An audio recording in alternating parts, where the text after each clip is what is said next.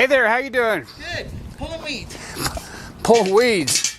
Oh yeah, I just try to get the ones in between and stuff so that they don't overgrow. Are you going out to take pictures? Yeah. All right. I am actually. I'd like to see them when you're done. And here we are looking at these stupid things that are actually put up by private donations. And you're And I've never seen.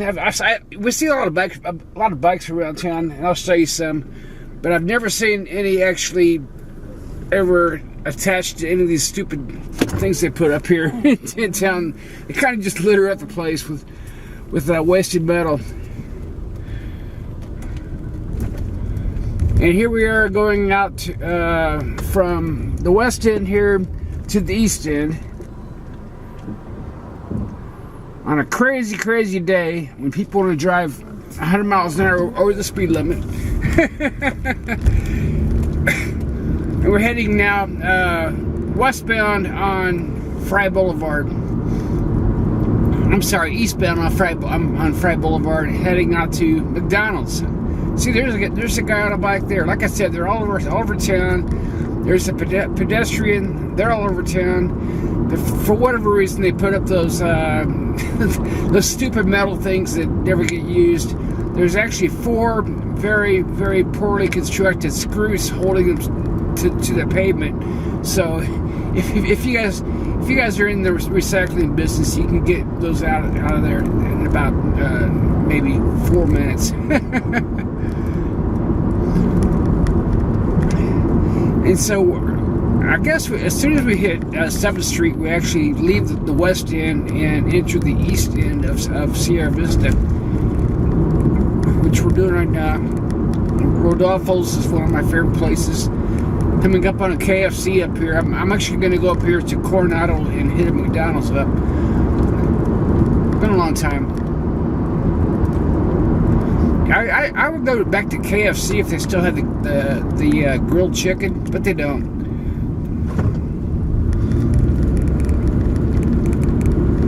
They have a Wendy's here, patio pools and spas.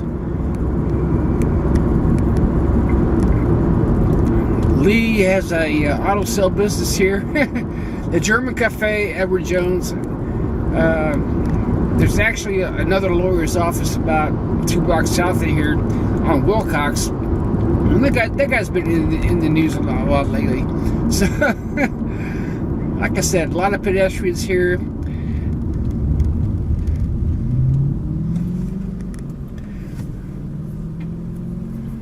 A lot of red lights here. A lot of. Sometime I'm going to do a traffic survey for this area, and just kind of tell you some of the things that are really, really ticking us all off about the no U-turns, that kind of thing on the major fairways through here. Sometimes you have to drive like a half a mile away just to get to where you want to go because of all the detours. But here we are at McDonald's, and we're going to hit this drive-through.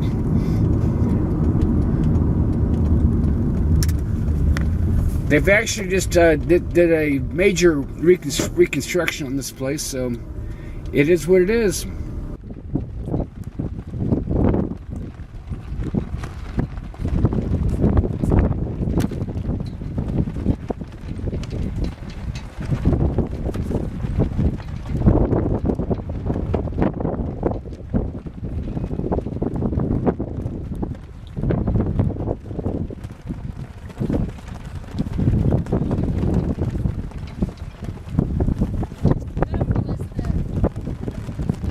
Yeah, what's your name? My name's Fran. My name's John. John, nice to meet you. Nice to meet you. We have the flags here of the United States Navy, Army, Coast Guard, and Marines. And it's going to be a great day. Yes. And all 50 states. Look at that. Actually, there's Arizona right over there, behind this tree. Florida, which I lived in for 17 years, is over there. And California, which I lived in for 7 years, is right over there. It's going to be a great day. That's awesome.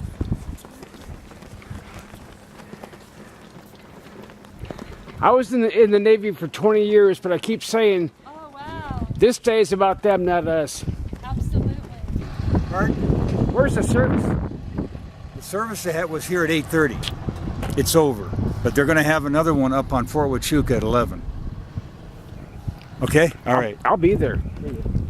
And we're here at the Veteran Cemetery here in Western Sierra Vista, and heading up to Fort Huachuca for a 11 o'clock commemoration. And so we'll see you there.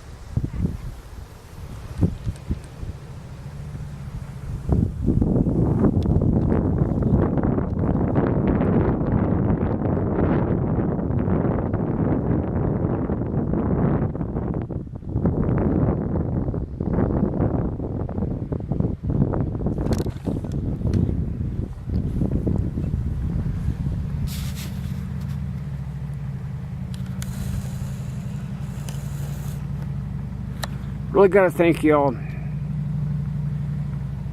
I pledge allegiance to the flag of the United States of America and to the republic for which it stands, one nation, under God, indivisible, with liberty and justice for all. And you guys made it happen. So here we are on a bus. They're going to take us there.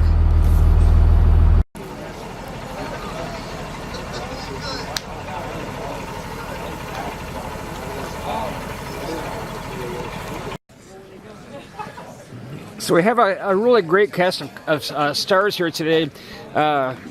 Mayor Rick Mueller, a bunch of sheriff deputies, Border Patrol,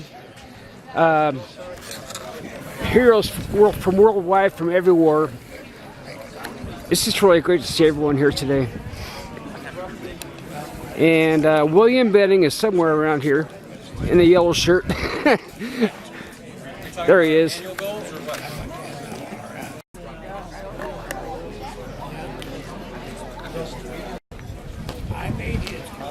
We are really having a Sierra Vista day here. We have our Sheriff Daniels, City Council Member William Benning, the mayor is over there, the Sheriff Daniels is over there, I think I said that before, Chief Adam Thrasher is over there, and we're going to have a lot of great times watching this today.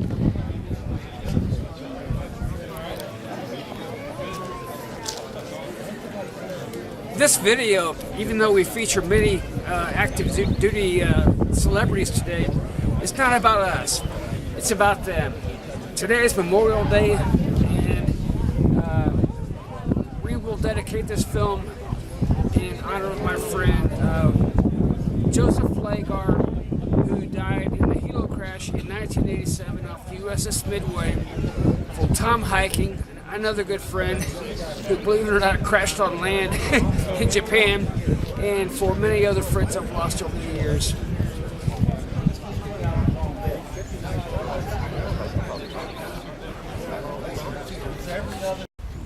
Ladies and gentlemen, welcome to the 2019 Memorial Day Observance Ceremony.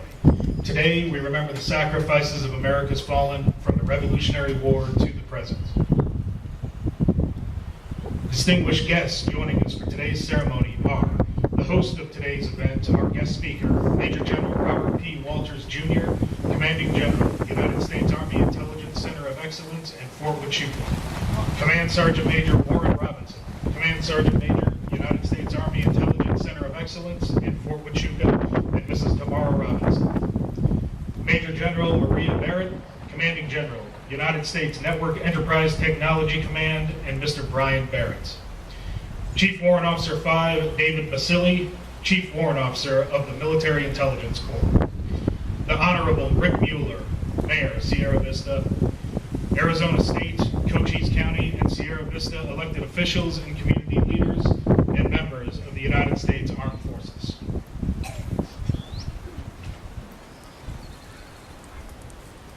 Organizations participating in today's ceremony are the Fort Huachuca Joint Honor Guard, Gold Star family members, the Sergeant Audie Murphy Club, and the Veterans of Foreign Wars Post 9972. Ladies and gentlemen, please rise and render honors as our nation's colors are posted. Please remain standing for the playing of our national anthem, followed by the invocation given by General Paul.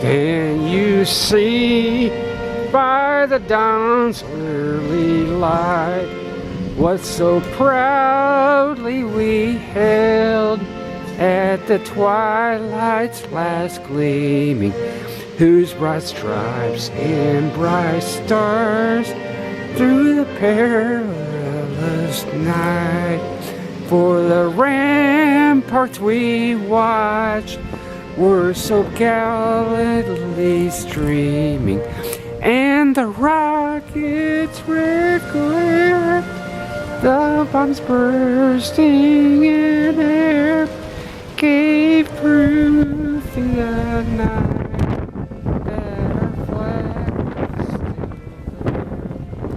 Oh, say does that star-spangled banner yet wave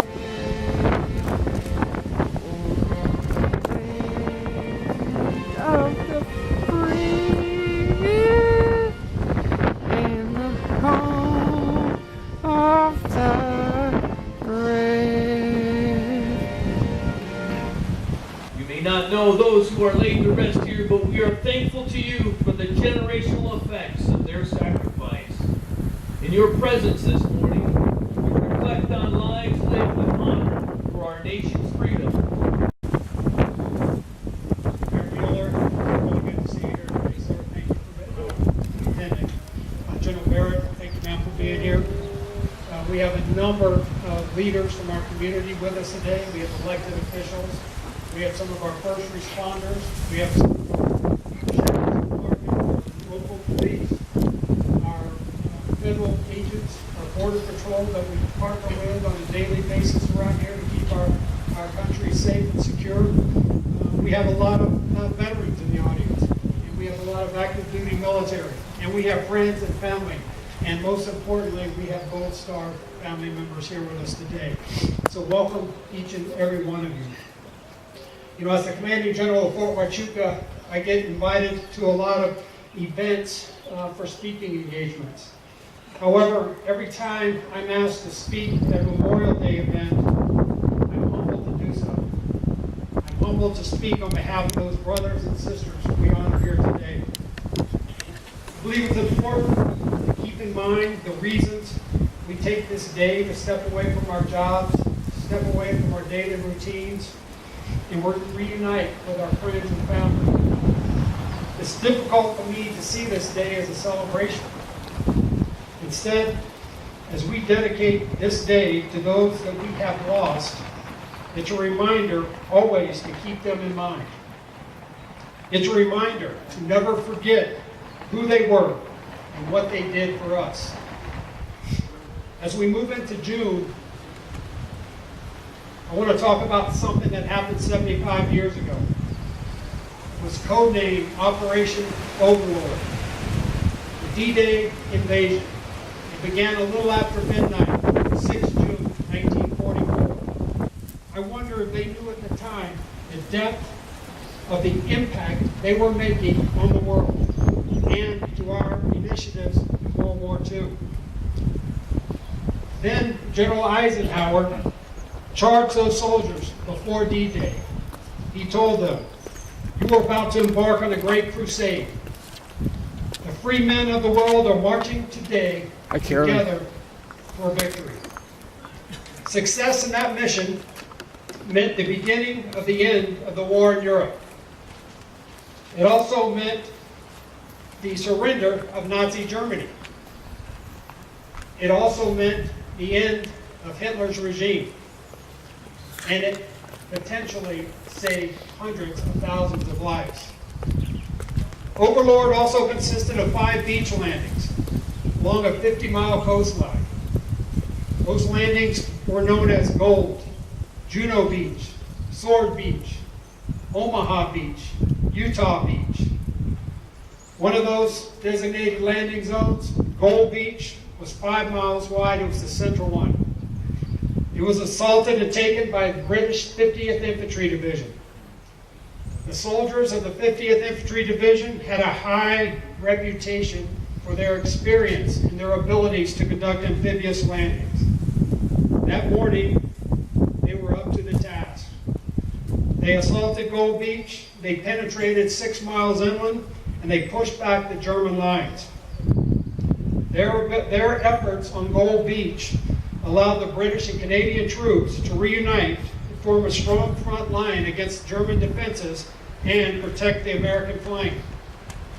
Now, speaking of that American flank, it was U.S. troops that landed on Omaha and Utah beaches. It was the Americans' 29th Infantry Division and the Big Red 1, 1st Infantry Division. Our soldiers that landed on Omaha Beach were at a disadvantage. The enemy was well in place on the high ground. They had their weapons zeroed in on the landing zones.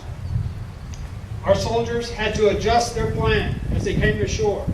They had to rush to the foothills of those cliffs and seize their strong points.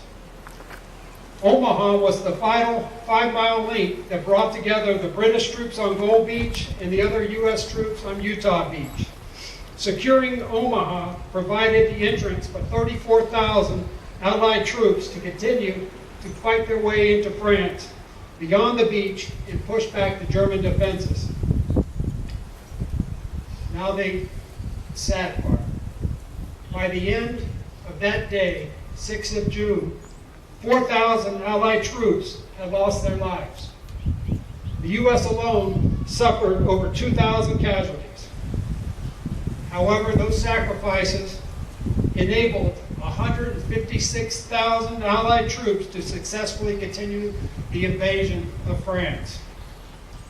Now, although the complete Battle of Normandy lasted from June to August of 1944, it was that calculated, successful D-Day invasion that eventually led to the surrender of Nazi Germany. And so, in honor of the 75th anniversary of D-Day, I would like for us to remember the 2,000 American soldiers who landed from the sky, who stormed the beaches with bravery and without hesitation gave their lives for the freedom of others. As we reflect on D-Day and World War II, it is absolutely proper that we do it here on these hallowed grounds. For around us lie 488 World War II veterans. In addition to remember D-Day, 75 years ago, I want to talk about 2 individuals, 2 soldiers, 2 members of the Military Intelligence Corps. The first is Staff Sergeant Alexander W. Conrad.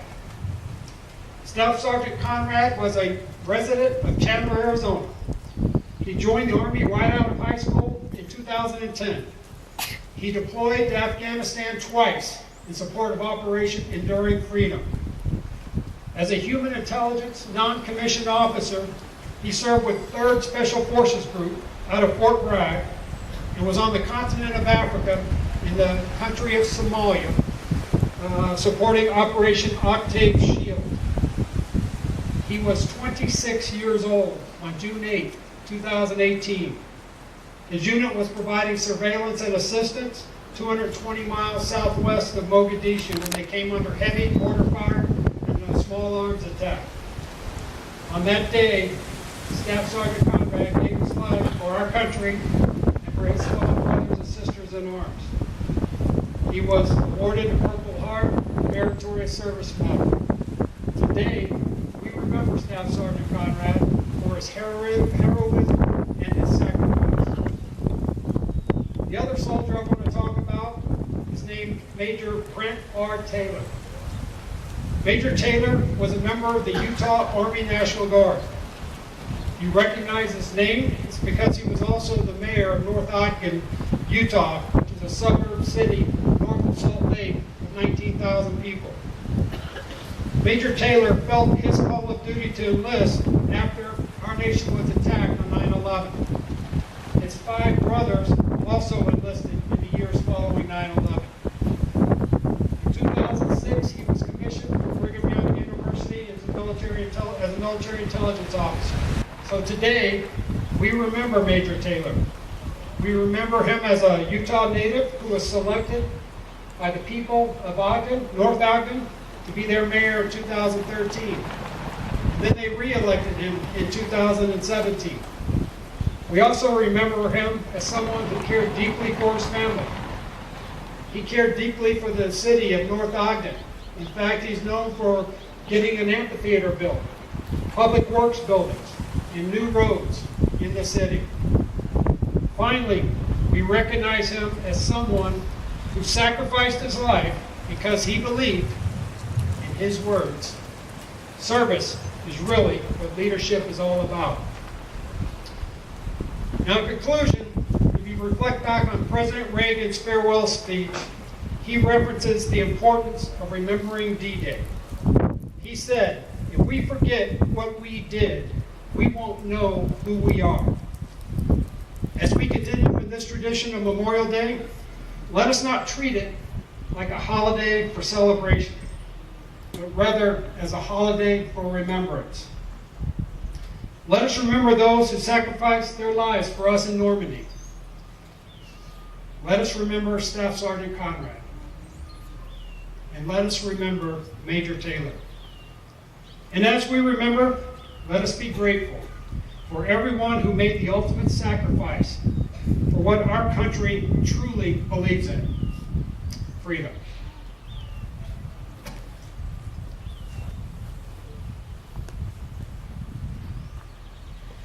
At this time, Major General Walters, assisted by Command Sergeant Major Robinson, United States Army Intelligence Center of Excellence in Fort Huachuca, and Military Intelligence Corps Command Sergeant Major, will now place a memorial wreath, a special tribute to all our fallen comrades.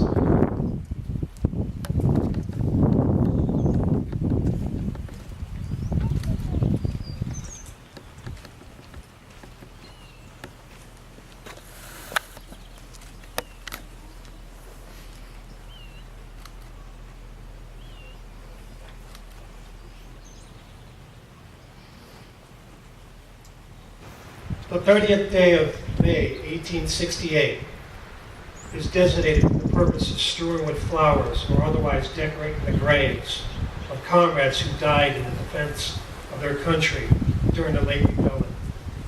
All those bodies now lie in almost every city, village, and hamlet church.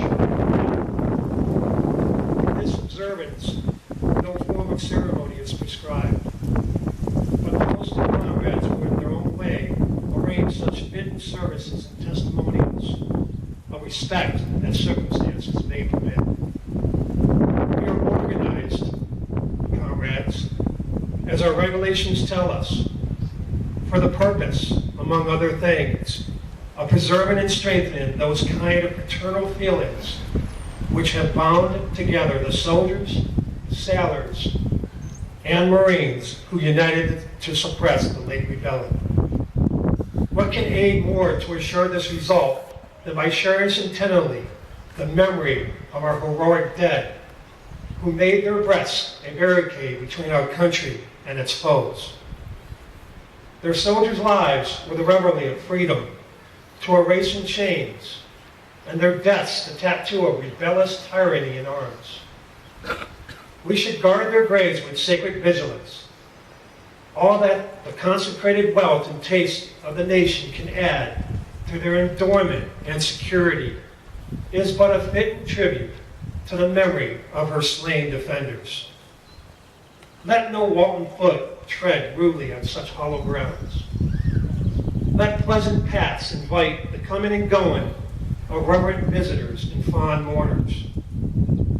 Let no vandalism or off-person neglect, no ravages of time, testify to the present or to the coming generations that we have forgotten as a people the cost of a free and undivided republic.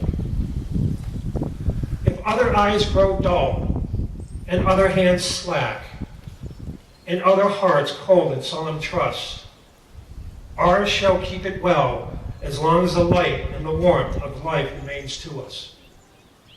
Let us then, at the time appointed, gather around their sacred remains and garland the passionate mounds above them with the choicest flowers of springtime.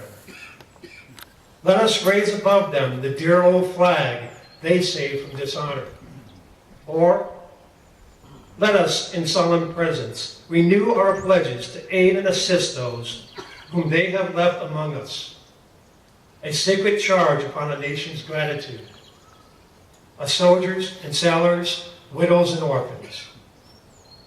It is the purpose of the Commander-in-Chief to inaugurate this observance with the hope that it will be kept up from year to year, while a survivor of the war remains to honor the memory of his or her departed comrades. He earnestly desires the public press to call to attention to this order and lend its friendly aid in bringing it to the notice of comrades in all parts of the country in time for simultaneous compliance therewith. As long as two comrades survive, so will the veterans of foreign wars of the United States render tribute to our heroic dead.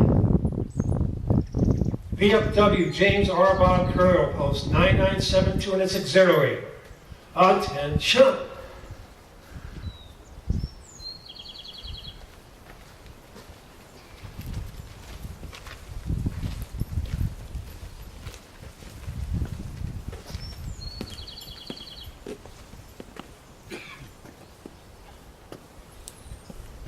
On this day forever, consecrated to our heroic dead, we are assembled once again to express sincere reverence. This grave and or monument represents the resting places of many departed comrades who served in all wars. Wherever the body of a comrade lies, there the ground is hollowed. Our presence here is a solemn commemoration of all these men and women, an expression of our tribute to their devotion to duty, to their courage and patriotism. By their services on land, on sea, and in the air, they have made us their debtors. For the flag of our nation still flies over the land of free people. Parade rest, uncover, let us pray. Father of us all, in the depth of a silent reverence, we realize the truth of the inspired words. I am the resurrection and the life. He that believeth in me, though he were dead, yet shall he live. As comrade after comrade departs, we march on with our ranks grown thinner. Help us to be faithful unto thee and to one another. Look in mercy on the surviving spouses and children of our departed comrades. We beseech thee, Father, bless our country with freedom, peace, and righteousness. Through thy favor, may we meet at last before the throne in heaven. We praise thy great name forever and forever. Amen. Amen. As you work, recover.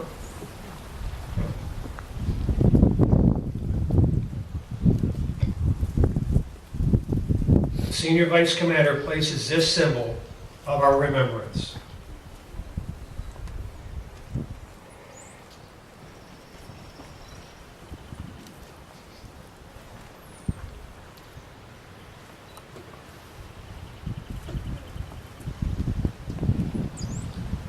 Comrade Junior Vice Commander.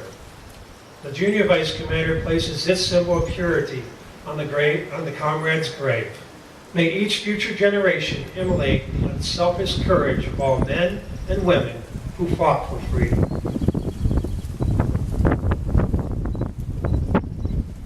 Comrade Officer of the Day. The Officer of the Day places this symbol in memory of the heroic dead who have fallen in defense of the United States of America. He places this tribute of our devotion and everlasting remembrance.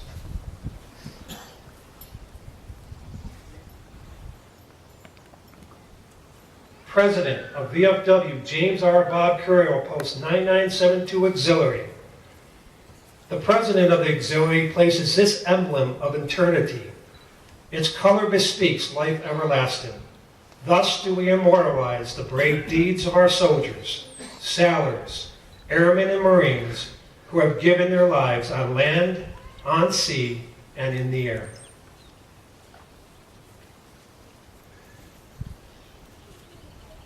Comrade Commander, on behalf of our glorious republic for whose integrity our comrades enlisted and served, the Commander places this emblem of the nation. The flag of our country was theirs to defend. Its glorious colors shall wave over them in death as in life, for everyone to behold.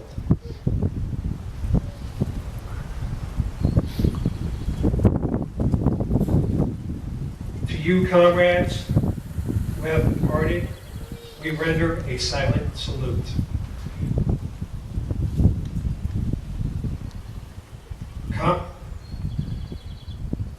Hold your salute. Comrades in the silent land beyond, wherever your mortal remains may rest, these solemn services we hold in tribute to you.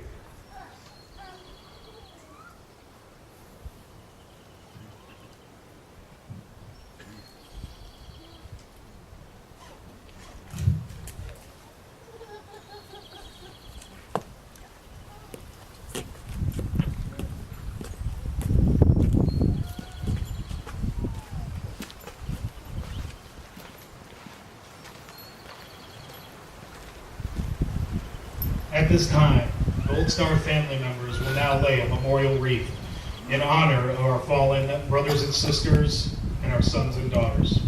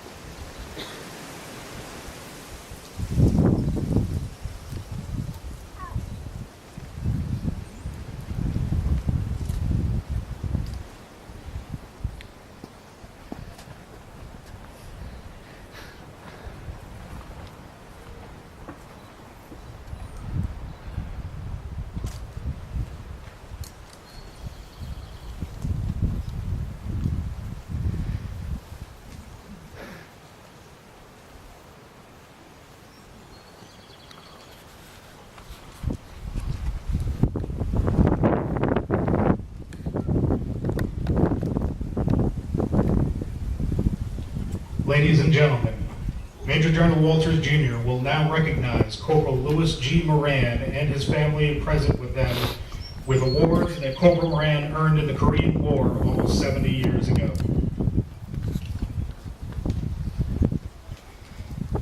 Now, this is a little breach of protocol, and because we typically don't do award ceremonies at a Memorial Day event. But this one, I think you'll agree with me, is entirely appropriate. You know, the Army does a pretty good job about recognizing service members. We give them awards when they do a permanent change of station after they've been on duty at a post, station, or camp. We give them an awards, campaign ribbons when they deploy in support of named operations. We give them awards for valor. We give them awards when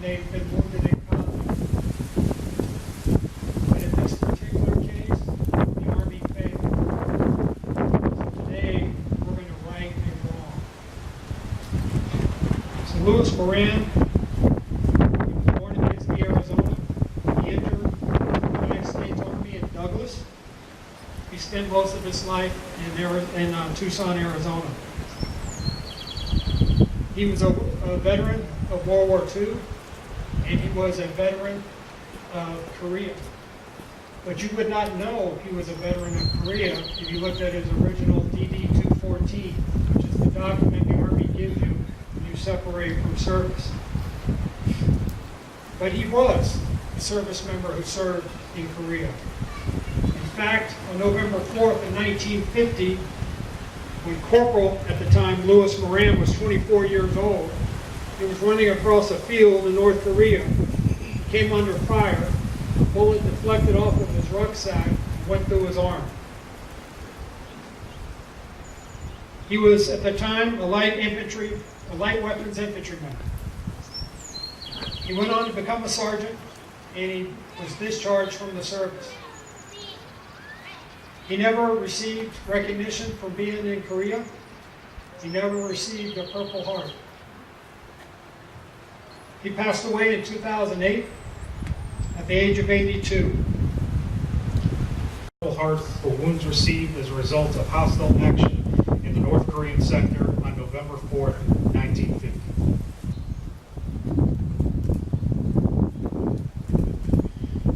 The United States of America, to all who shall see these presents in greeting.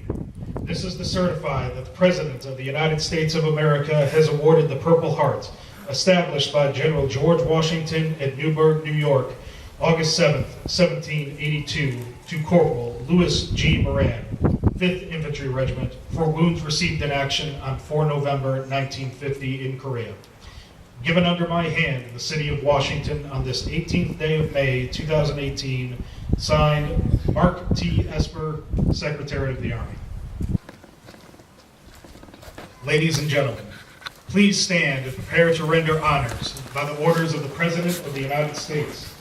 Please pause and remember and reflect on the sacrifices made by so many to keep this great nation's freedom safe, and all please keep our soldiers in their thoughts and prayers.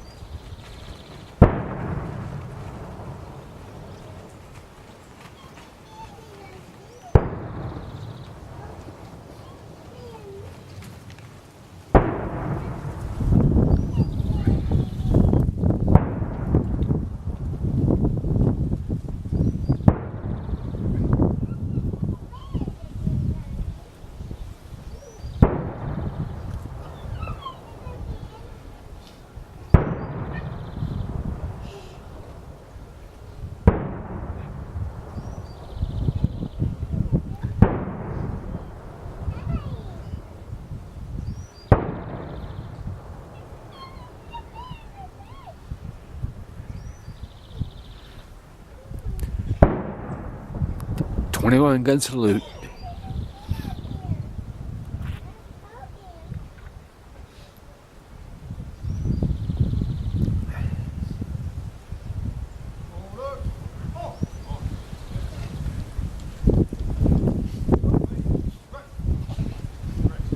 Please remain standing as Chaplain Paul Ling delivers the benediction, raising of the national flag, and as the color guard departs with the colors.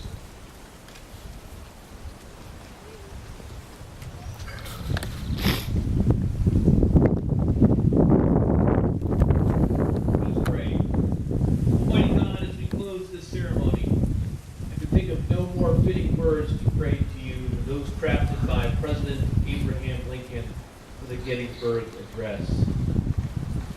Help us here, O God, and those who serve our great nation today, to remain dedicated to the great task before us, that from these honored dead we take increased devotion to that cause for which they have faithfully served or gave their last full measure of devotion. With your strength, O God, we here highly resolve that these dead shall not have served or fallen in vain, that this nation under you, O God, shall continue in freedom, and that the government of the people, by the people, and for the people shall not perish from the earth. In the name of the Lord, amen. Amen. Ladies and gentlemen, this concludes today's ceremony. Thank you for attending. You are cordially invited to visit the cemetery. Have a wonderful memorial. Armstrong.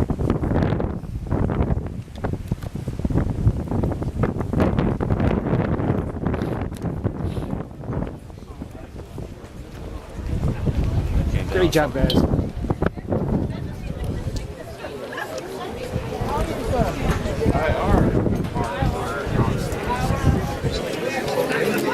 Great job, sir.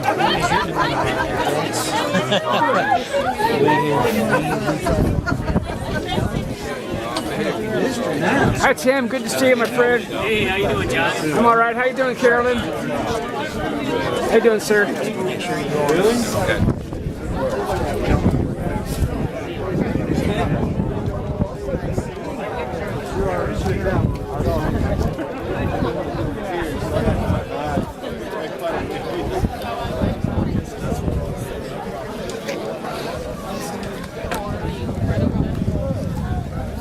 Great job, y'all. Thank you.